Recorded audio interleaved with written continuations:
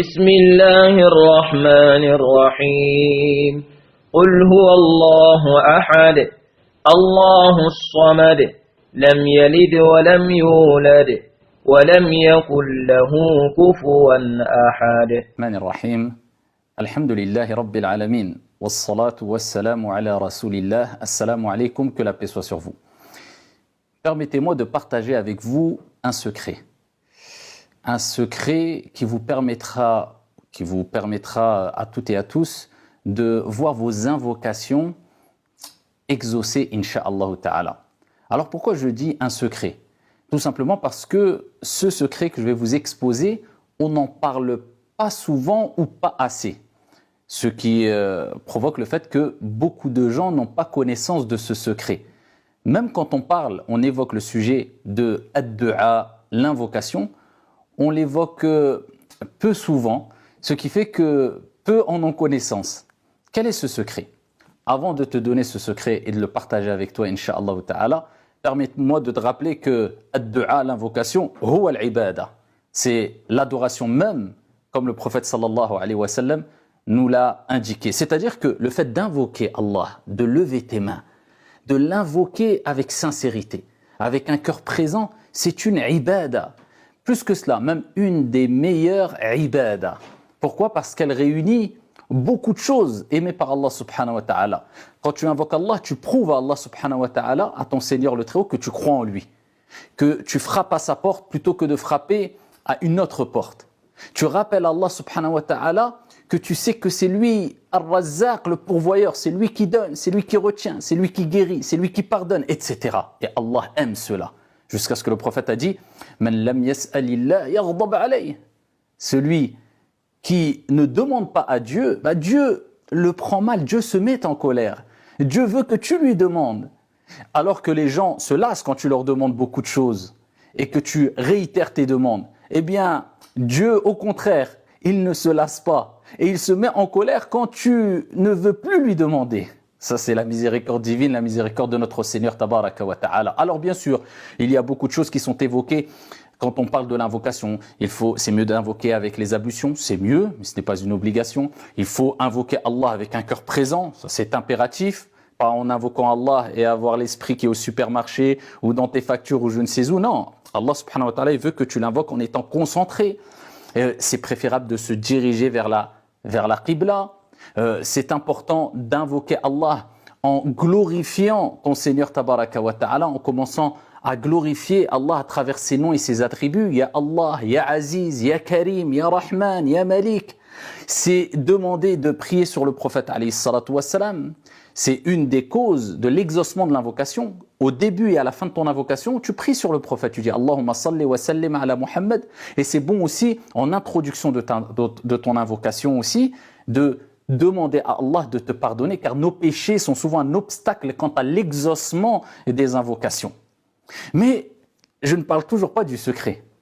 Quel est ce secret-là? Ce secret-là qui te permettra, incha'Allah, et d'être une des grandes causes de l'exaucement de ton invocation, c'est le suivant. Il se trouve dans un hadith rapporté par Al-Bukhari ou Muslim, rapporté par Abdullah ibn Umar radiyallahu anhu wa an abi. Il nous rapporte ces propos du prophète alayhi salatu wassalam. Alors, je vais abréger le hadith. Le prophète alayhi salatu wassalam parle de 3 personnes qui, alors qu'ils étaient en déplacement lors d'une nuit, il faisait nuit, et donc ils sont partis se réfugier dans une grotte. Et alors qu'ils se sont réfugiés dans une grotte, personne autour de cette grotte, seuls, ces 3 personnes, imaginez-vous la scène, voilà qu'un énorme rocher tombe devant la grotte et bouche l'entrée de la grotte. Ils se retrouvent bloqués. Ils peuvent crier, personne ne les entendra. Ils peuvent appeler à l'aide, personne ne les entendra. Mais ils ont compris que seul celui qui entend toutes choses et celui qui répond à l'appel de l'opprimé et celui qui ouvre les portes quand tu vois que toutes les portes sont fermées, pouvait leur répondre Allah le Très-Haut subhanahu wa ta'ala. وَإِذَا سَأَلَكَ عِبَادِي عَنِّي فَإِنِّي قَرِيبٌ أُجِيبُ دَعْوَةَ الدَّاعِ إِذَا دَعَانِ. Celui qui a dit dans le Saint-Coran, et lorsque mon serviteur te demande après moi, je suis proche. J'accepte, je réponds à l'invocation de celui qui m'invoque. Ils ont invoqué Allah, mais de quelle manière? Prends ce secret, il est là le secret. Alors le premier a dit, Ya Allah, et il a évoqué une belle action qu'il a faite.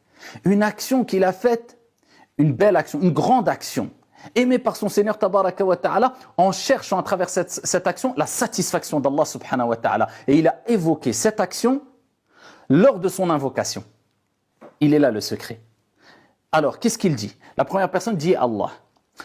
Comme tu le sais, un jour, eh bien, comme j'avais l'habitude de donner du lait à mes parents et d'abreuver mes parents qui étaient très âgés, avant même de penser à abreuver autres personnes de ma famille, mes enfants, mon épouse, d'abord je pensais à mes parents, eh bien un jour cet homme-là est parti mener paître ses animaux. Et quand il revient, et il voulait abreuver ses parents, donner du lait à ses parents très âgés, il les trouve en train de dormir. Qu'est-ce qu'il a fait? Il a pris le récipient avec le lait et il est resté toute la nuit à côté de ses parents en attendant qu'ils se réveillent. Il ne voulait pas les réveiller.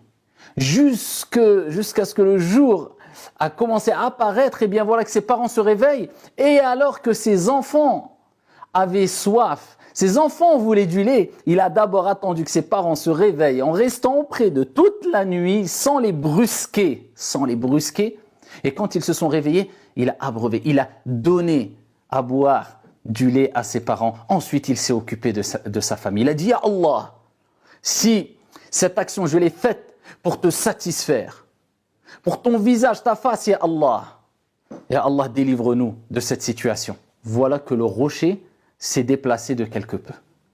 C'est ça le secret, c'est d'invoquer Allah en évoquant des bonnes actions que tu as faites dans ta vie. Je suis dans une situation difficile, Ya Allah, je me souviens, tel jour j'ai fait une bonne action. Si cette action, je l'ai faite pour te satisfaire, par la cause de cette action, Ya Allah, je te demande, sauve-moi, secours-moi, aide-moi, ouvre-moi les portes, demande ce que tu veux. Al-Ghani, le riche, c'est Allah subhanahu wa ta'ala. Et la deuxième personne a dit, Ya Allah, un jour j'ai été attiré par une femme et j'ai péché, j'ai fait une erreur. Il a sollicité cette femme-là en lui proposant de l'argent en contrepartie d'avoir une relation illicite avec elle. Et elle a toujours refusé.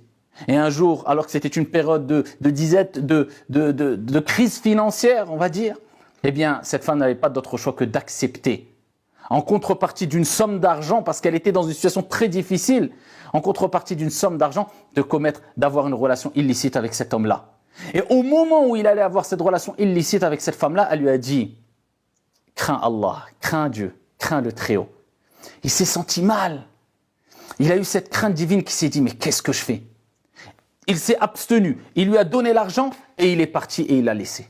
Il a dit, Allah, si j'ai fait cette action pour te satisfaire, Ya Allah, sauve-nous de cette situation. Le rocher s'est déplacé encore. La troisième personne a dit, Ya Allah, j'avais des salariés. Et un jour, alors que je voulais donner cet argent, récompenser, rétribuer ces salariés pour le travail qu'ils ont fait, eh bien, il manquait un salarié. Donc, il n'a pas réclamé son salaire. Il ne l'a plus vu. Pendant des jours, des semaines, des mois, des années, qu'est-ce qu'il a fait?